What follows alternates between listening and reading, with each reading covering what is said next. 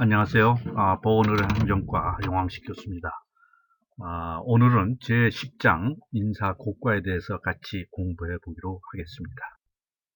학습 목표로서는 먼저 인사고과의 개념과 내용에 대해서 이해할 수 있어야 됩니다. 두 번째로 조직에서 이루어지는 인사고과의 분류에 대해서 이해할 수 있어야 합니다.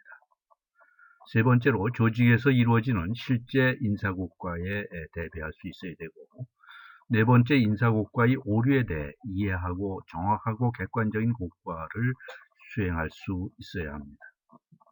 마지막으로 인사고과 제도의 개선 방향에 대해서 이해할 수 있어야 됩니다. 이 5가지의 학습 목표를 가지고 우리 같이 공부해 보기로 하겠습니다. 그럼 먼저 제1절 인사고과의 기초에 관련해서 인사고과 및 평가의 그 의의가 무엇이냐라고 하는 부분들입니다. 인사고과란 구성원의 태도나 능력, 자질, 근무 성적 등의 상대적 가치를 사실에 입각하여 체계적으로 평가해서 우열을 정하는 절차다. 그래서 이런 전체적인 부분들을 직원 평가의 활동이다. 그렇게 얘기하고 있습니다. 또 아울러서 우리 보상제도나 개발제도, 직능 자격제도, 승진제도 등과 중요하게 관련이 되어 있습니다. 1800년대 로버트 오웬의 성과 표지판에 모두 6종류의 색깔로 성과를 표시하나 하는 것에 대해서 우리가 유래를 찾아볼 수 있습니다. 그러면 평가 결과는 어디에 쓰느냐? 어디에 쓰기 때문에 평가를 하게 되는 부분들인데, 우선적으로 수급계획입니다. 채용 평가를 할 때나 또는 이제 선발 도구를 개발을 할 때에 그 수급계획을 작성을 하면서 이 부분들을 쓰고, 그 다음에 이제 적재적소나 승진 결정을 해서 승진 배치를 하게 되는데 평가 결과를 쓰기도 합니다. 또한 교육 프로그램이라든가 경력을 유도하는 여러 가지 교육이나 또는 개발적인 차원에서 평가 결과가 쓰이기도 하고, 또는 이제 능력급 또는 보너스, 임금 기준 등 여러 가지 보상적인 차원에서 평가 결과에 따라 가지고 이거를 조정을 하기도 합니다. 또한 사기향이나 성취 욕구를 위한 동기부여 차원에서도 평가 결과를 쓰게 됩니다. 그러면 인사고과 관련되는 용어를 보게 되면 인사고과라는 말이 나오고, 그 다음에 이제 인사평가라는 말이 나오게 되고, 그 다음에 이제 근무 성적에 대한 그 여러 가지 평정, 이런 부분들이 여러 가지 용어가 앞으로 나오게 됩니다. 그럼 인사고과의 목적에 대해서 알아보도록 하겠습니다. 먼저 모든 조직원들은 그 성과를 높여야 됩니다. 또 그래서 그 결과를 피드백을 시켜야 됩니다. 두 번째로 직원의 근로 의욕을 증진시키기 위해서 공정한 인사고과와 적정한 배치를 위해서 인사고과를 하기도 합니다. 또한 공정한 보상관리, 또 관리 및 감독자의 능력을 개발을 하는 차원, 그 다음에 효과적인 그 인력 계획과 배치를 위해서 고과 과정에서 능력 정보를 입수하는 이제 그런 과정이 되겠습니다. 또한 결과적으로 공정한 인사관리를 이제 실현을 하고, 과거에는 인사고과가 주로 임금의 격차를 두는데 그 목적을 두었다고 하면은, 앞으로는 인사고과는 주로 직원의 능력 개발과 적정 배치에 중점을 두는 방향으로 발전을 하고 있습니다. 인사고과가 모든 것이 좋은 점만 있느냐? 여러 가지 문제점도 또한 있습니다. 또 이제 그 부하 직원들은 상사로부터 인사고과를 받기 때문에 갈등을 유발시킬 수도 있고, 또 리더십의 문제를 또 유발도 되고, 직원의 과장된 인상관리가 나타나기도 합니다. 상사한테 잘 보여야 되기 때문이죠. 그 다음에 직원 개인에 대한 인프레이션 효과, 자기 자신의 우리가 이제 PR을 하기 위해서 여러 가지 과장되게 이렇게 나타내는 그런 부분들이죠. 그래서 여러분들은 돈키호테형인지 햄형인지 스스로 판단해 볼 수 있는 계기도 됩니다. 번째로 제도나 방법상의 문제하고 관련돼서 너무 임금 교차를 두기 위한 임금관리 수단만으로 활용하는 경우가 있습니다. 또한 업적보다는 주로 인품이나 성격에만 중점을 두는 인물 평정형 고과 부분도 우리가 찾아볼 수 있습니다. 고과 결과 부분들은 거의 다 이제 공개를 하지 않고 비공개로 하고 있어서 본인이 왜 낮은 점수를 받았는지 하는 부분에 대해서 잘 알 수가 없는 경우가 있습니다. 단순한 고과표에 의한 만능형 인사고과 제도는 사실상 이제 배제되어야 될 부분들입니다. 이런 부분들이 우리가 전반적인 문제로 나타난 그런 사항이다, 이렇게 볼 수가 있습니다. 그럼 바람직한 인사고과의 방향은 무엇이냐? 그래서 뭐 상이나 벌을 주는 것 중심에서 동기를 유발을 시켜서 성과를 올리게 하는 그런 방법이 돼야 되겠고, 또 이제 격차를 꼭 뭐 직원 간에 이렇게 비교를 해서 격차를 두는 것보다도 능력 개발 중심에 주안을 둬야 되고, 그 다음에 이제 물론 이제 실적도 중요하게 되지만은 그 사람이 가지고 있는 능력 부분들을 중시해서 계속 발전시켜주는 부분들이 중요하고, 또 어느와 A와 B를 자꾸 비교해야 될 부분들이 아니라 어느 절대 기준을 놓고 거기에 이르게끔 모든 능력 개발을 해주는 것이 필요하다는 얘기입니다. 또 뭐 이거는 이렇게 고쳐라 라고 하는 차원보다도 이런 부분을 이렇게 개발을 하는 게 낫지 않겠느냐라고 하는 사전에 이러한 부분들을 계도하고 조정을 해주는 부분들이 필요하다고 봅니다. 또 비밀 유지해서 본인이 고쳐야 될 부분들을 잘 모르는 경우가 있는데, 이런 부분은 공개로 전환하는 것이 바람직스럽고, 또 과오 지적 중심에서 도전적 그런 정신들을 권장을 하고, 또 실수 부분도 가벼운 실수는 과감히 이렇게 있을 수 있다라고 하는 그런 용인 전술을 펴서 우리가 도전을 통해 가지고 성공이 이루어지는 이러한 부분으로 인사고과의 방향을 우리가 나가는 게 중요하다, 이렇게 생각을 합니다. 그러면 전략적 인사고과하고 관련돼서 조직에서 높은 성과가 이루어지기 위해서는 그것이 가능하도록 하기 위한 성과관리 시스템을 가지고 있어야 됩니다. 그래야 시스템이 있어야 이 부분에 그러한 여러 성과 관련되는 요소를 입력을 시켜서 전체적으로 수치로 또는 어떤 부분들을 이제 정성적 부분으로 표현을 해서 이런 것을 체계적으로 관리를 해야 됩니다. 그럼 성과관리 시스템이라는 게 뭐냐? 직원들의 성과를 성과를 알 수가 있어야 되고, 또 그걸 측정을 하고 평가를 하고, 그 결과 직원들을 고무시키고 개선하며 더 나아가서 상과 벌을 주는 것이 전략적인 인사고과의 체계적인 관리 방법이다, 이렇게 얘기할 수 있습니다. 그러면은 전략적 인사고과라고 하는 측면에서 조직의 전략과 성과와의 관계성 부분은 어떻게 봐야 될 거냐? 그러면 어떤 조직, 병원이면 병원의 나름대로 모든 게 전략이 있고, 또 그 전략이 이제 세워지게 되면은 어떻게 성과 관리를 잘 할 수 있는가, 그거를 이제 실천에 이제 옮겨야 되고, 또 이 부분들이 이 직원들의 성과로 이어지게 되고, 그 다음에 그 성과 관리에 대한 그 결과 부분들이 잘 담아져야 되고, 그 다음에 이제 직원의 성과 부분들이 조직의 성과 부분으로 이제 결집이 돼서 결국적으로 조직의 전략으로 다시 피드백되는 이러한 우리가 전략적 인사고과의 하나의 흐름을 볼 수가 있습니다. 그러면은 직원들이 일을 잘 수행하는데 기여하는 성과관리 시스템이 갖춰야 될 조건들이 있습니다. 직원들이 담당하고 있는 일의 성과에 대한 정보를 제공을 해야 되고, 조직이 직원들에게 기대하고 있는 것이 무엇인지를 명확히 해야 됩니다. 또 개발 욕구를 불러일으켜 줄 수가 있어야 되고, 직원 계획인적인 인사기록표에 성과가 기록되어야 합니다. 그러면 인사고과의 분류에 대해서 알아보도록 하겠습니다. 그게 이제 분류가 여러 가지 분류가 있는데, 우선적으로 목적에 따른 분류로서 무엇을 평가할 거냐? 평가해가지고 어디에다가 사용을 할 거냐는 그런 측면에서 그 목적에 따라서 이제 분류를 해보게 되면은 먼저 이제 능력 국가입니다.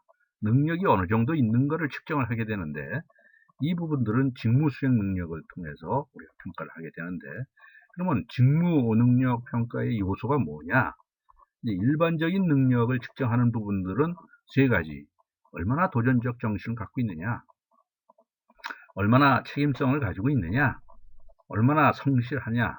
이런 부분들이 이제 일반적인 능력이고 전문적인 능력은 우리 대내 병원 내의 그 업무 부분들을 기획이나 정보 이용이나 얼마나 그걸 다 실천을 하고 또 돌아가는 여러 가지 상황을 잘 인식을 하고 어떤 문제가 발생이 되면 어떻게 이걸 고쳐야 되고 인간관계라든가 협동성이나 이런 부분들이 대내 업무에 속한다고 봅니다.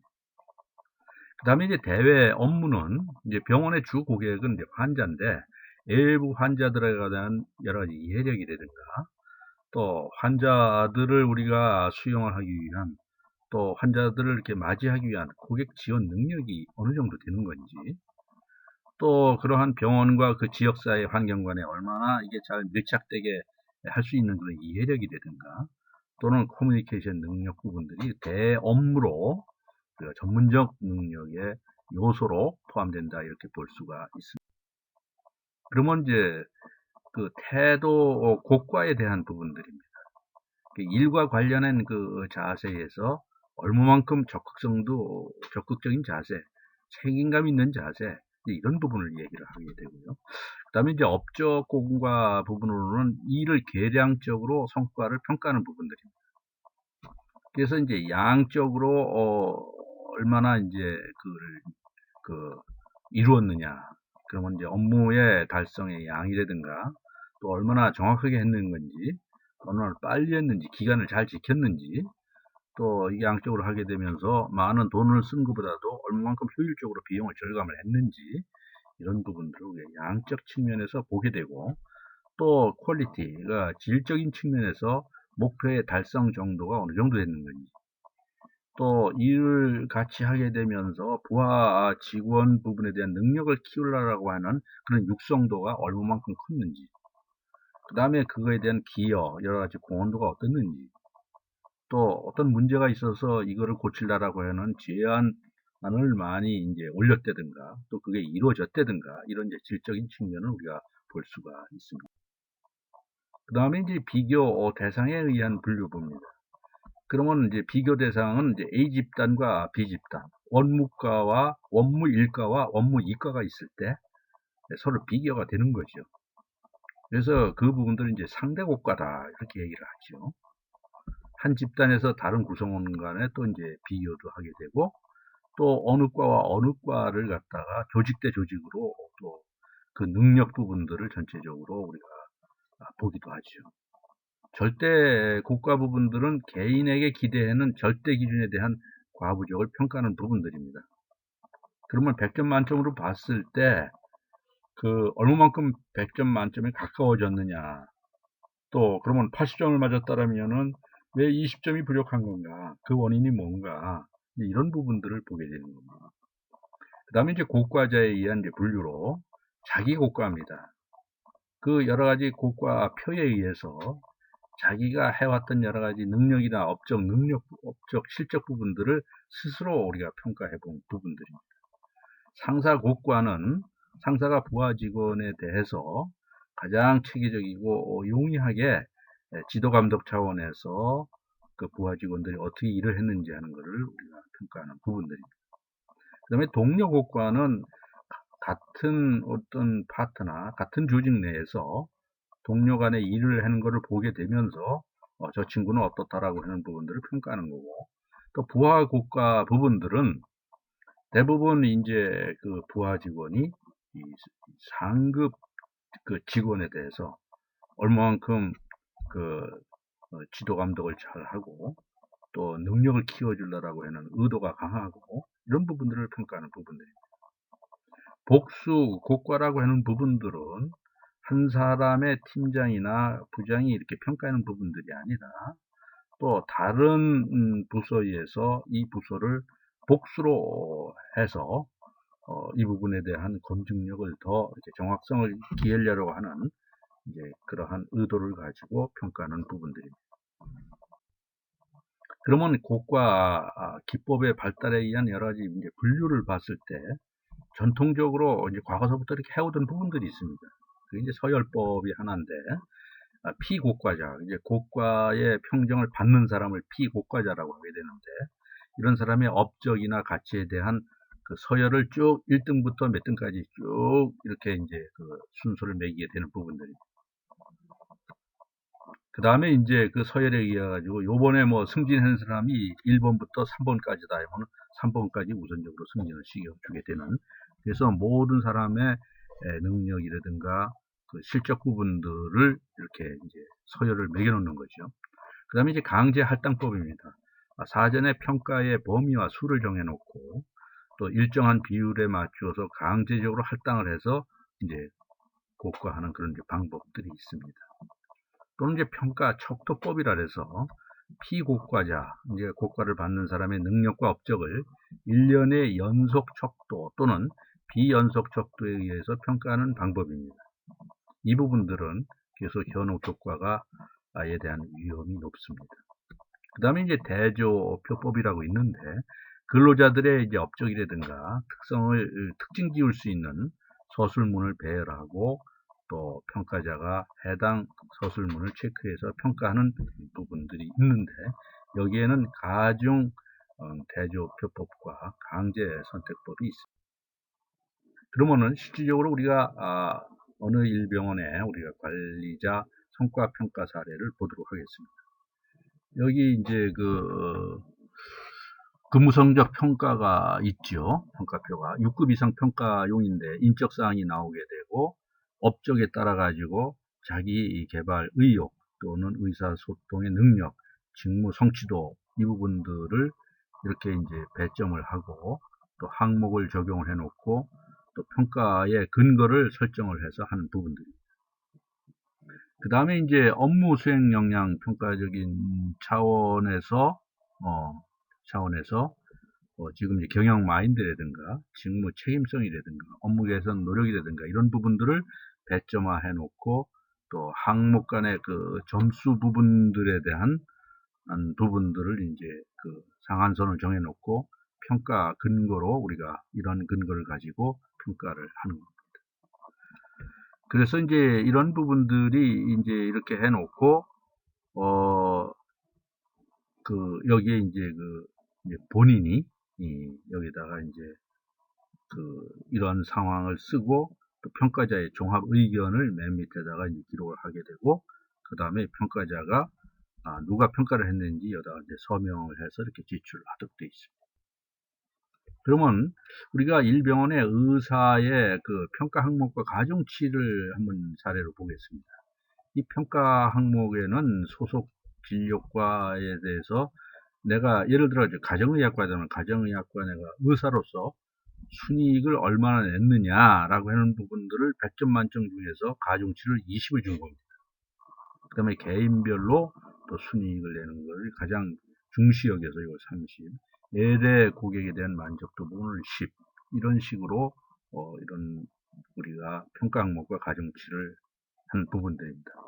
그 다음에 이제 평가의 척도 부분들은 순이익이라고 하는 거는 상위 이제 10%가 넘는다라고 했을 때는 20점을 주고, 그 다음에 이제 뭐 11부터 20%에 해당이 된다면 뭐 15점을 주고, 이렇게 해가지고 그거를 모두 구간별로 차등화해서 이제 점수를 부여하는 방법입니다.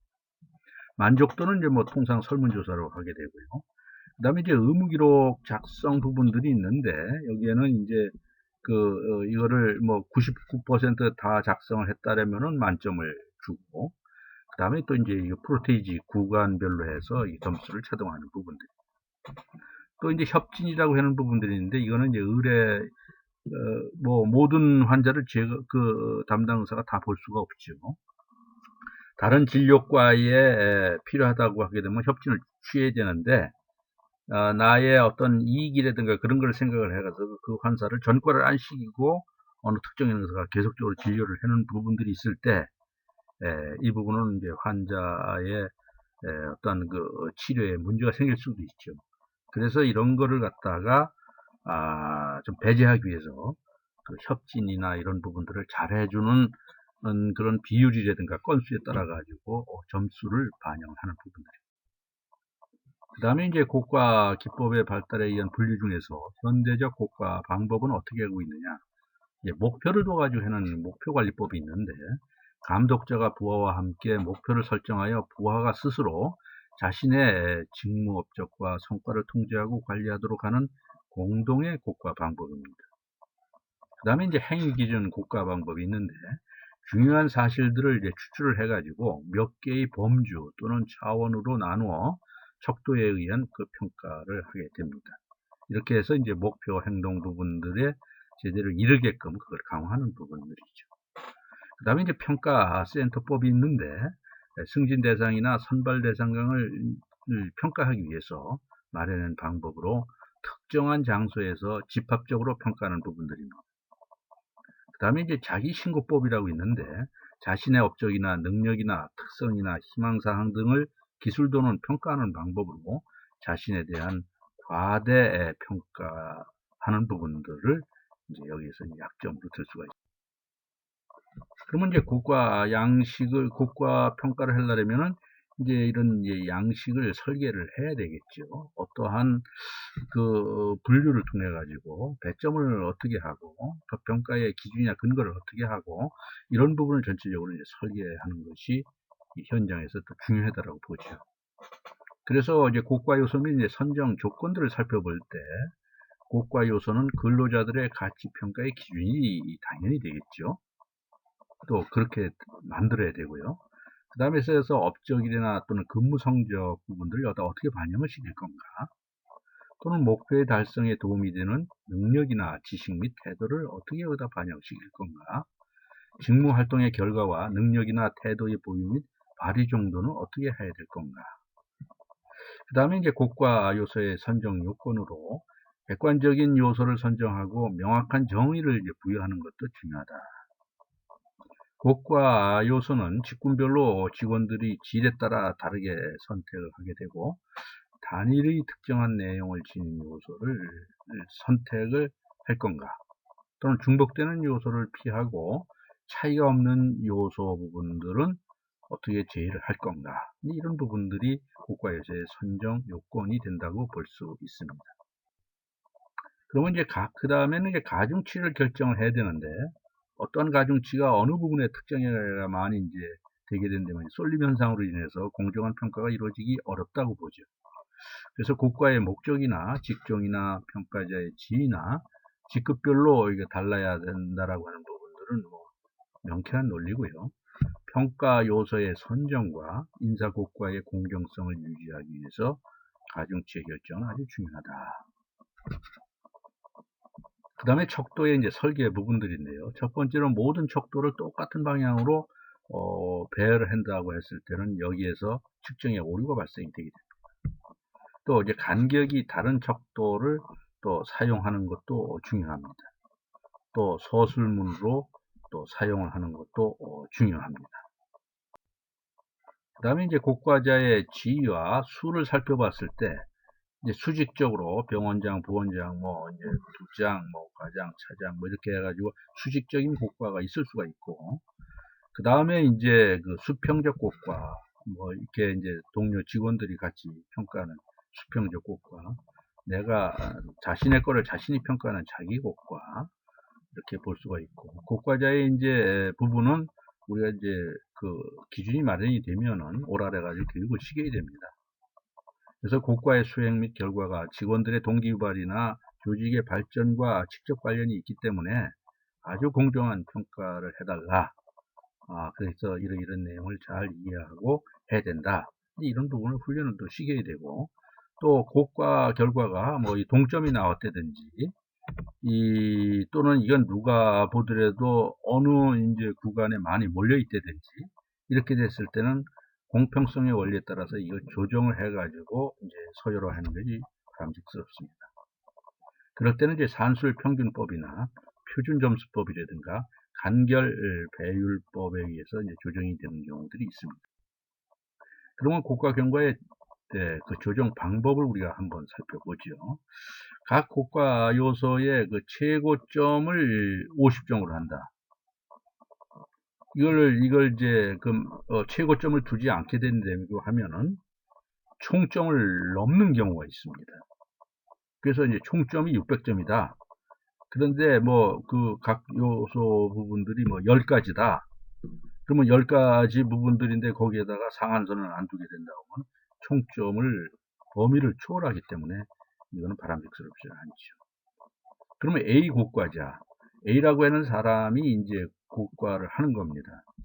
그런데 그 평균 부분들이 이제 5점이 나왔는데 이거를 이제 C라고 하는 사람이 평가를 받는데 이게 이제 360점으로 이제 점수를 이제 부여를 한 겁니다. 또 B라는 고과자가 이거 평균을 내보니까 295점인데 그 D라고 하는 이제 고과를 받는 사람들을 보니까 360점으로 해가지고 A 고과자의 평균이나 B 고과자의 평균 부분들 점수가 같습니다. 근데 산술 평균을 해보니까 300점입니다. 그래서 이 부분들을 어떻게 조정을 해야 될 거냐 하는 부분들입니다. 그래서 C, P 고과자 같은 경우에는 이게 이제 A 고과자가 이제 평균을 했던 원래 최종 점수 360점에다가 자기가 했던 부분에다가 405점을 빼고 거기에다가 산술 평균을 더해서 나온 부분들이 255점입니다. 또 D라고 하는 사람들은 이런 방법에서 하니까 365점이 나오게 됩니다.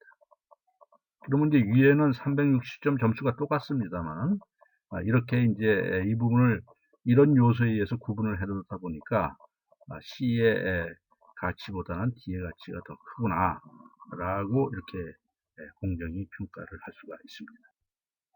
그러면 인사 고과하는 부분이 모든 게 다 정확하냐? 항상 오류가 따르게 됩니다. 특히 이제 현혹의 효과라고 하는 부분들은 뭐냐? 누가 괜히 그 실적 관계없이 너무 좋은 인상을 갖고 있어요. 누구는 아주 미워요. 그리고 사람들한테 그렇게 썩 인상이 좋지 않아요. 이런 부분들은 점수를 매길 때 호의적인 사람들한테 편중이 돼 있다. 그런 부분을 현혹의 효과다. 그 다음에 이제 근접 오류로 부분으로 봤을 때 공간적이나 시간적으로 근접해요. 이제 평가하는 이제 경우입니다. 어떤 직원들은 우리 같은 사무실에서 이렇게 근무하고 있고, 어떤 직원들은 업무의 형평상으로 해서 멀리 떨어진 그 별관에 근무를 하고 이런 경우들이 있습니다. 그랬을 때 가깝게 하고 하는 직원들한테 더 좋은 점수를 주고 이런 이제 측면들이 발생이 될 수가 있죠. 그 다음에 이제 실제보다 이 친구는 뭐 50이라고 하는 점수가 맞는데 승진을 시키기 위해서 뭐 70점으로 80점으로 해가지고 과대평가하는 그런 관대와의 경향 부분이 있을 수도 있고, 그 다음에 고과 점수가 척도상의 중심점에 집중하는 경향이 이제 있습니다. 이 부분이 이제 점수가 좀 이제 능력이 떨어진다고 하면은 실질적으로 하향 조정을 해야 되는데 너무 이제 그 하향 조정을 하게 된다면은 좀 미안하니까 이 부분들을 이제 어느 기준을 놓고 거기에서 약간만 차등을 주어서 이제 평가하는 그런 부분들이 되겠습니다. 그 다음에 이제 우리가 종합병원의 원무팀 직원의 평가 기준의 사례를 보도록 하겠습니다. 이건 이제 직무기술 및 근무 성적 평가에 대한 이제 기준인데요. 평가 방법으로 봤을 때 직무기술 평가가 이제 20점 만점, 근무 실적 평가가 80점 만점에서 100점 만점과 이제 플러스 기타 평가로 해서 이제 알파에 대한 가점과 감점이 있게 마련입니다. 그럼 평가 항목을 봤을 때 직무기술 평가와 실적 평가로 구분을 해서 배점을 만들었고, 또 이거를 누가 평가를 하느냐 또는 평가 방법을 어떻게 이게 등급화를 시킬 거냐, 그러면 등급에 따라 가지고 구간의 점수 부분들을 몇 점 차로 줘야 될 거냐, 또는 이제 평가 기술 부분들을 어떠한 내용을 가지고 이렇게 해야 될 거냐, 이런 부분들을 이렇게 표로 해서 담아 놓은 거죠. 우리 하단부에 보게 되면은 또 상을 받았을 경우에는 이 나온 점수에다가 플러스 알파를 해서 더 얹어주고, 그 다음에 뭐 징계를 먹었다든지 또 민원이 많이 발생이 됐다든지 했을 때는 이 총점 중에서 일정의 점수를 감점을 해서 하는 부분들이죠. 다음은 능력주의의 인사국가에 대해서 살펴보도록 하겠습니다. 이런 이제 능력주의로 우리가 모든 그 국가 제도는 바뀌어져야 나가야 된다고 봅니다. 그런데 이제 우리가 어떻게 바꿔줘야겠다라고 하는 기대치가 있습니다. 그걸 우리가 기대 목표상이라고 하는데, 이거하고 관련돼서 평가를 어떻게 해가지고 부하 직원들이든가 조직을 어떻게 육성을 하고 이거를 활용할 건가. 그래서 도전적인 동기부여를 해서 열심히 한 사람들을 어떻게 대우를 해줘야 될 건가. 이런 부분들이 우리가 능력주의 인사국가다 이렇게 얘기를 할 수가 있습니다. 인사국가는 승진의 중요한 기반 자료가 되지요. 한 종합병원의 행정관리부서에 입사한 예정원이라는 근로자는 그의 업적을 지속적으로 평가를 받고 그 결과 3년 후에 계장, 7년 후에 과장, 12년 후 부장으로 승진하게 됩니다. 이와 같은 승진 방법은 이 종합병원에게 과연 이익을 가져올까요? 아니면 손해를 가져올까요? 피터의 원리에 의해서 설명을 우리가 해보는 것도 중요합니다. 그러면 피터의 원리라고 하는 부분들은 뭐냐? 조직 내의 모든 구성원은 무능이 들어갈 때까지 승진하려는 경향이 있습니다. 그래서 이 무능력을 빗대어서 우리가 피터의 원리라고 그렇게 얘기를 하게 됩니다. 다시 조금 고급스러운 말로 표현한다고 하면 무능력의 어떤 개인이보다는 위계 조직의 어떤 메커니즘 속에서 발생한다라고 하는 이론을 우리가 피터의 이론이라고 얘기를 하게 됩니다. 그러면 조직에서 어떤 직책의 적임자를 선택을 할 때 그 직책에서 요구하는 직무 수행의 능력보다도 지원자가 현재까지 보여온 그런 이제 업무 성과를 기초를 해서 평가하는 경향이 높다는 겁니다. 그랬을 때 한 번 이제 인정을 받게 되면 계속적으로 이 사람이 뭐 이제 승진 대회에 오른다거나 이런 부분으로 이어지는 경우가 종종 있습니다. 그러면은 우리가 이제 능력주의 인사국가 중에서도 육성형 인사국가, 우리가 기대상, 우리가 목표를 어느 정도로 하고 어느 정도의 이제 전략적으로 우리가 접근을 해야 된다라고 하는 모든 기대상을 만들어 놓고 그거에 따라 가지고 이제 얼마만큼 접근이 되느냐라고 하는 인사국가를 하게 되는데, 또는 우리 병원의 뭐 비전이나 미션에 따라서 교육훈련도 하고 또 개개인의 자기개발도 시키게 되고 또 목표 관리 부분, MBO라고 하게 됩니다. 그 목표에 의해서 어떻게 관리를 해야 될 건가, 직원들을 어떻게 배치하고 또 이동을 해야 될 건가, 또 이러한 기대상을 이루기 위해서는 어떻게 승진을 시켜야 되고 구성원들에 대한 임금이라든가 이런 그 상여나 이런 부분은 어떻게 해줘야 될 건가, 이런 부분들을 어떻게 보면은 조직의 기대상에 밑주어서 이런 인사국가 시스템이 마련이 되는 거죠. 그 다음에 이제 절대국가는 사정 및 대우의 중심이 아니라 육성 활용형의 성격으로 이제 설정이 되는 부분들이고, 그 다음에 이제 가점주의라고 하는 거는 그 가점, 별도로 이제 점수를 부여를 하는 건데, 연공에 따른 차별 대신에 공평한 기회를 부여를 하는 부분들입니다. 그래서 상을 받은 사람을 뭐 이렇게 더 점수를 준다든가, 또 이제 여기에서 가점 있는 밤에 감점도 있죠. 징계를 먹거나 민원을 많이 발생시킨 구성원에 대해서는 감점을 시켜서 도전적인 노력을 높이 평가하는 그런 부분들이 되겠습니다. 그러면 평가 결과의 활용의 한 사례를 살펴보도록 하겠습니다.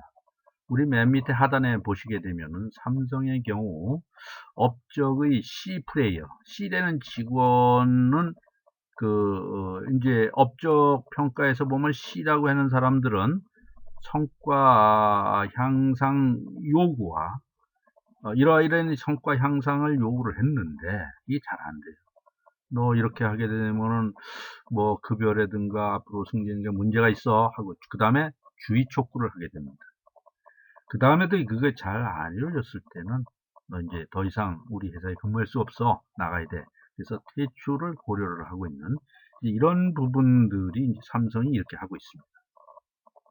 그런데 여기에 보게 된다면은 이제 그 역량 평가에 우리 하단에 보게 되면은 그 우리가 역량 개발을 우리가 이제 C 플레이어 같은 경우 어떻게 돼? C라는 직원에 대해서 너 이런 부분에 대해서 이 일을 하기 위해서는 이런 역량을 좀 키워야 돼. 이런 부분들이죠.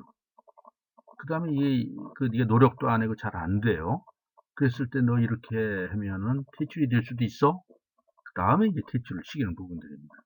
그래서 역량 개발을 요구하는 부분들을 회사에서 잘 요구를 하는 게 아니고 어떠한 그 성과 부분들을 설정을 해놓고 성과에 이르지를 못하게 되면 너 퇴출이 될 수 있어.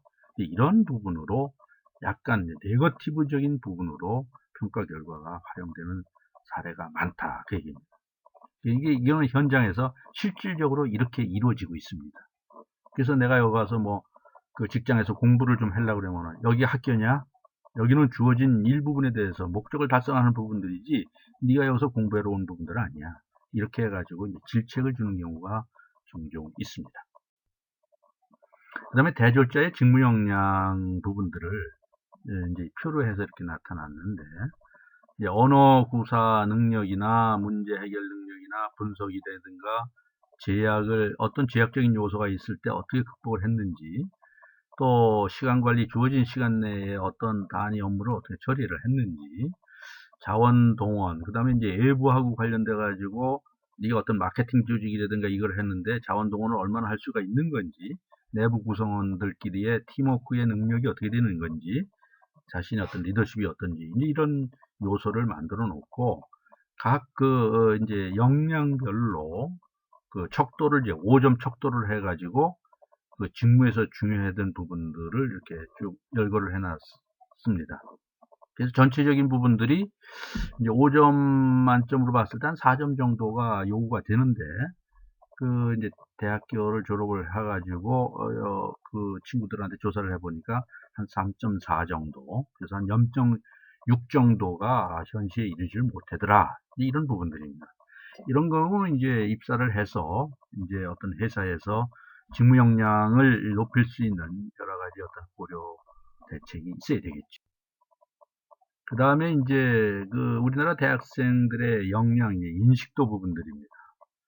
역량 인식도 부분도 내가 이런 일이 그 역량이 필요로 한데 내가 어느 정도로 이런 걸 생각하고 있느냐 이제 그런 부분들이죠.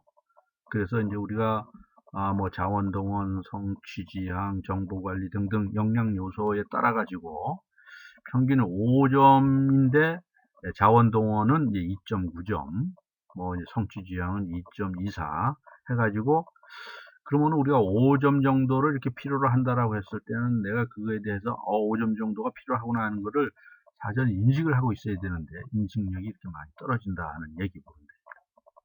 물론 그 회사의 뭐 내용을 뭐 우리가 잘 아는 부분들도 아니고 여러 가지 하게 되지만서도 일단은 입사를 하려고 하게 되면은 그 회사에 대해서 사실은 사전 어떤 지식이라든가 이런 부분들을 충분히 확보를 해 가지고 이런 역량 인식을 높이는 부분도 중요하다고 봅니다.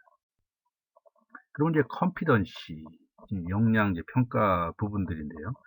우리가 이제 컴피던시 하게 되면은 우리가 뭐 여러 측면에서 이제 평가를 하는 거 뭐 이렇게 얘기를 하는 차원에서 얼마만큼 유능한지 또 성과에 대해서 이루려고 하는 실현력이 얼마나 높은 건지 이런 거를 이제 보는 개념입니다.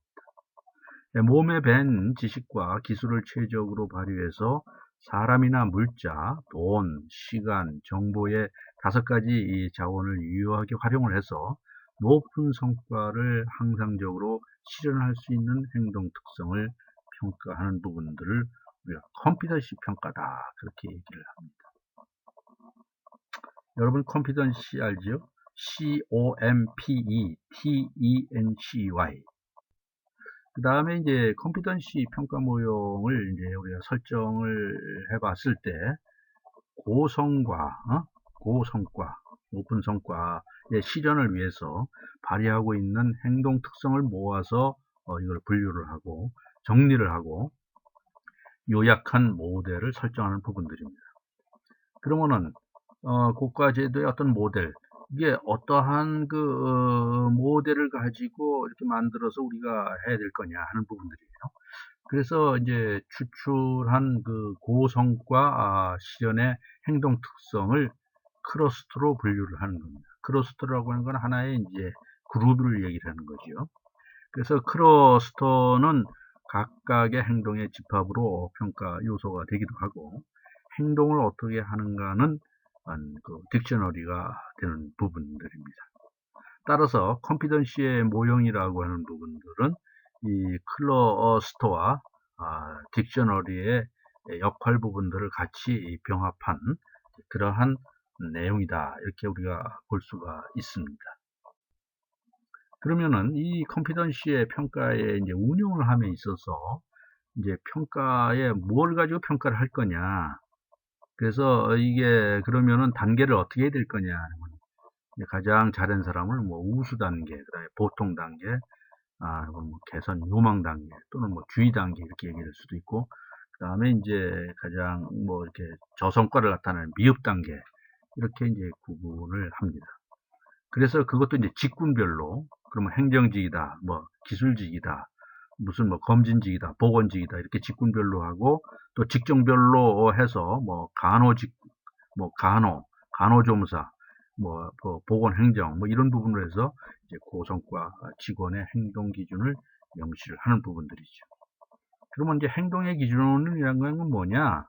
그 액티비티라고 하는 부분들을 얼마만큼 사명감을 가지고 했느냐, 비전에 대해서 어느 정도 인식을 하고 어떻게 접근을 하고 어떻게 했느냐라고 하는 비전, 그 다음에 이제 가치관, 이런 부분들을 행동 기준의 범주에다 넣어가지고 이제 관리하는 부분들인데, MS, 우리 마이크로소프트 회사의 관리자의 사례를 보게 된다면은 사람과 기술에 대한 장기적 관점을 갖는 것, 또 성과를 얻어내는 것, 또 개인적으로 얼마나 엑셀런스 탁월하냐, 또 제품과 기술에 대한 열정이 어떠냐, 또 고객의 여러 가지 어떤 상태나 이런 걸 어떻게 잘 피드백을 시켜서 계속 발전시키느냐, 내부적으로 팀워크를 어떻게 잘 이뤄내느냐, 이런 부분을 가지고 컴피던시의 평가의 운영 기준으로 삼았다고 합니다.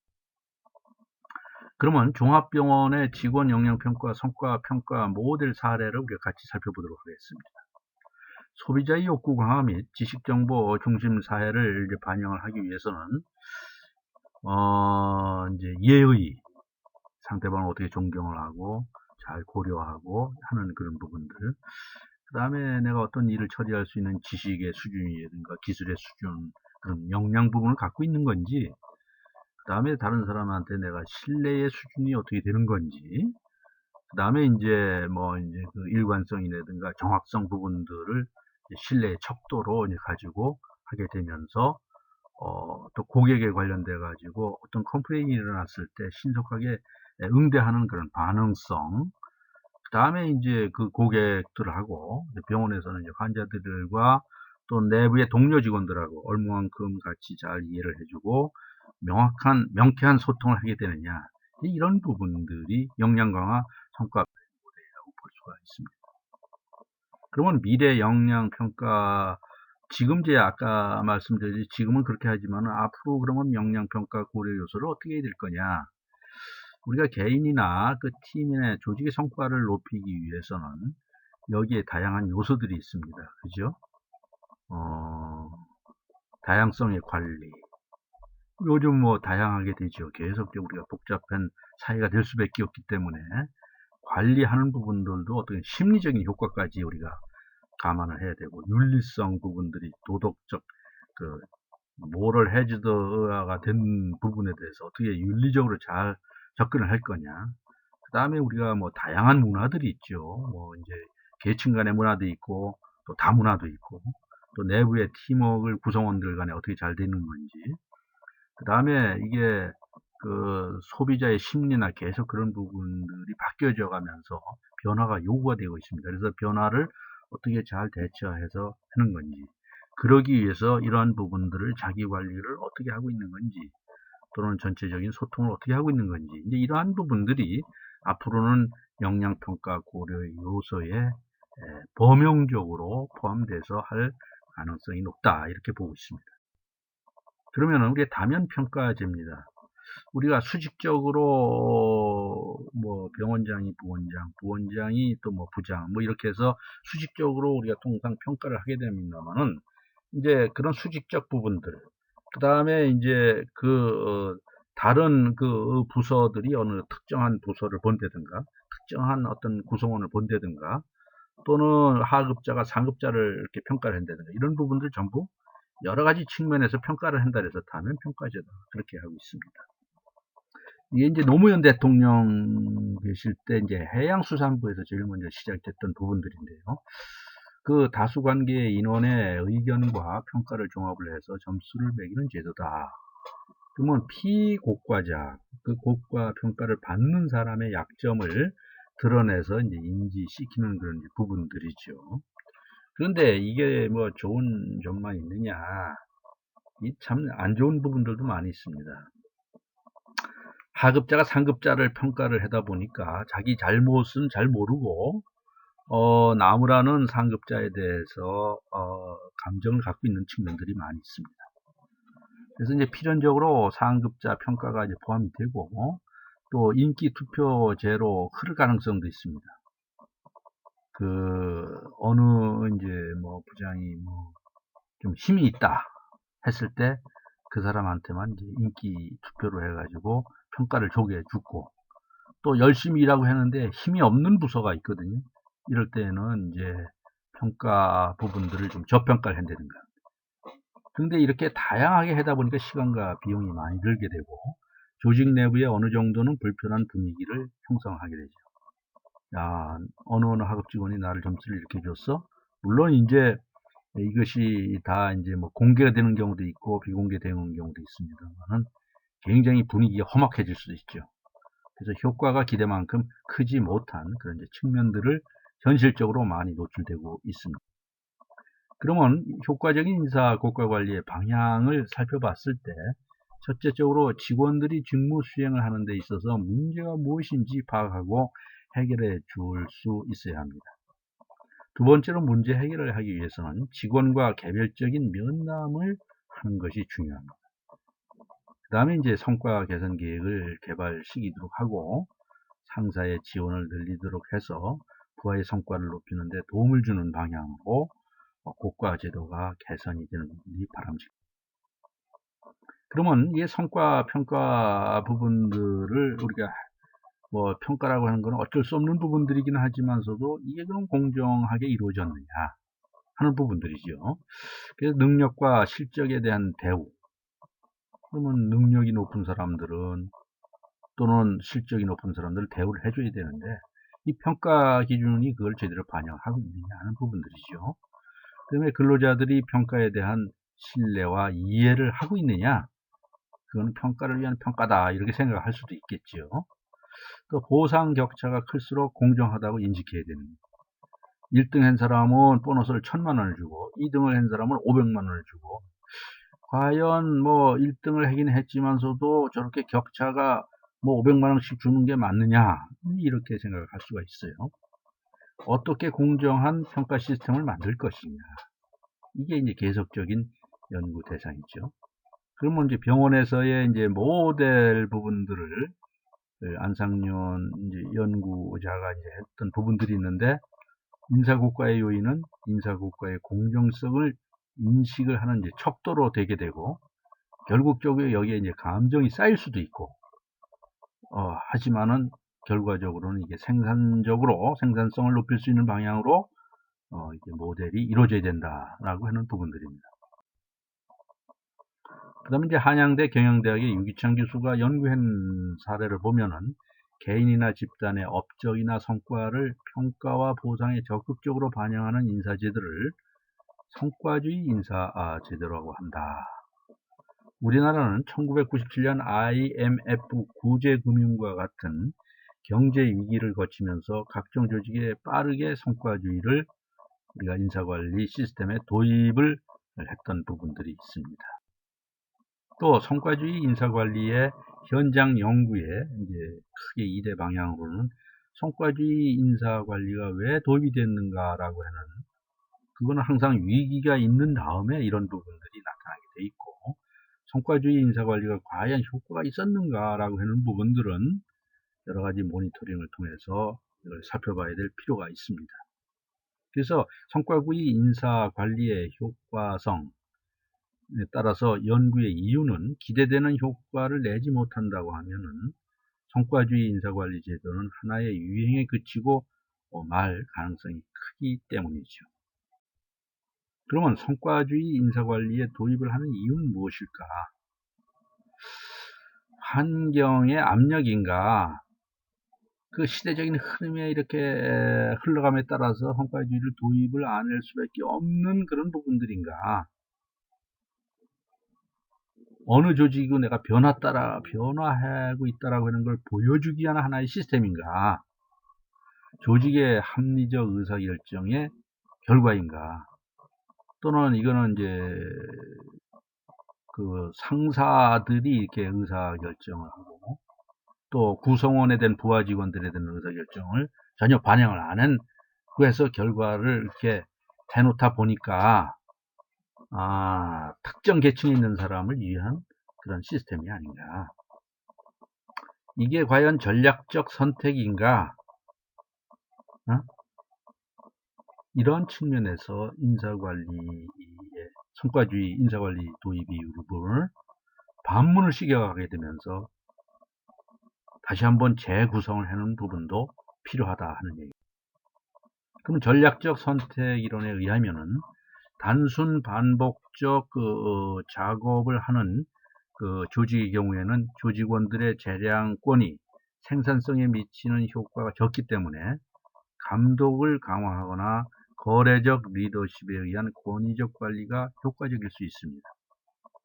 그러나 품질이나 속도, 다양성, 혁신에 기반한 경쟁 전략을 채택해야 하는 경우에는 근로자의 높은 숙련과 지식, 그리고 조직에 대한 높은 몰입이 요구되기 때문에 성과주의 인사제도를 통해 이들의 동기부여를 이끌어내므로써 성과를 개선시킬 수 있다고 봅니다. 그러면 성과주의 인사관리의 효과를 한번 정리를 해보도록 하겠습니다. 그러면 개별적인 제도들의 효과인가? 그 연봉제, 우리가 월급을 얼마씩 한 달에 얼마씩 주다가 연봉으로 책정을 해서 그거를 12달로 나눠 가지고 지급을 하는 부분들이 이제 연봉제죠.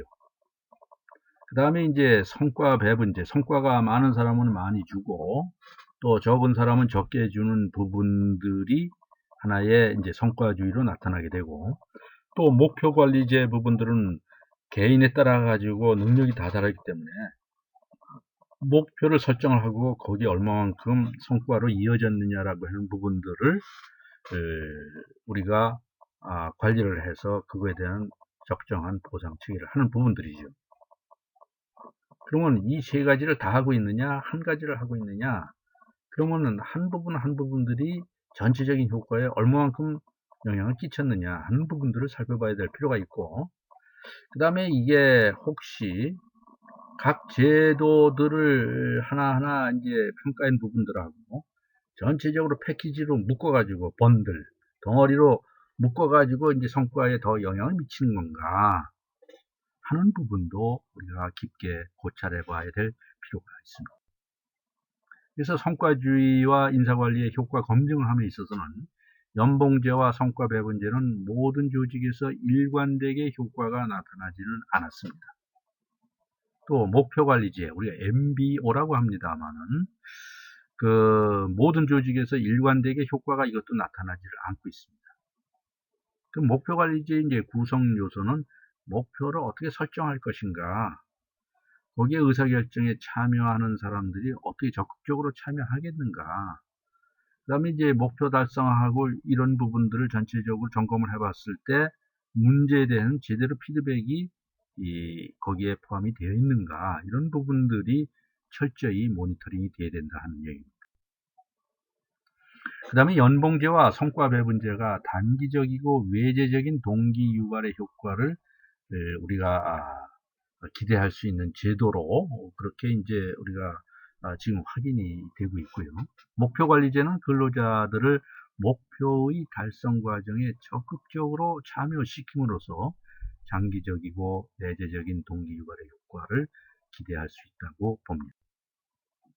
그러면은 이제 이런 인사관리의 효과의 이제 방향적인 차원에서 그러면은 목표 관리제의 그 효과를 이루려고 하게 되면은 대규모 조직, 소규모 조직에 따라 가지고 조직 규모에 따라서 목표 관리제의 그 폭이 달라질 수가 있습니다.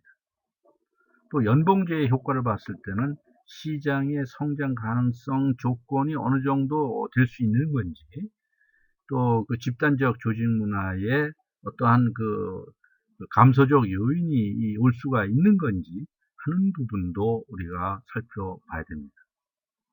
또 성과 배분제의 효과 측면에서 외국인 CEO가 재직을 했을 때에는 이제 플러스적 효과가 많이 일어나고, 또 노동조합이 이게 이제 노동법대로 잘 그거 하면 되는데, 지나친 어떤 위법이나 불법이나 편법을 인해 가지고 어떤 마이너스적 그런 성과 배분제의 효과가 나타나는 경우가 현재에 나타나고 있는 상황입니다. 그래서 또 이제 우리가 실제 그 재무적 효과가 어떠냐 성과지를 봤을 때 목표 관리제의 어떤 그 단독 효과적인 부분을 봤을 때는 직원 1인당 부가가치를 한 1,500만 원 정도 이렇게 이제 우리가 봤고, 또 연봉제의 단독 효과 부분으로는 한 2,800만 원 정도, 그 다음에 성과 배분제의 그 효과 부분은 효과가 없는 걸로 그렇게 나타났습니다. 또 목표관리제와 연봉제 부분들을 같이 했을 때의 효과 부분들은 오히려 5,500만 원으로 실제 재무적 효과가 높았던 그런 사례를 볼 수가 있습니다. 이상으로 강의를 마치겠습니다. 여러분들 수고 많았습니다.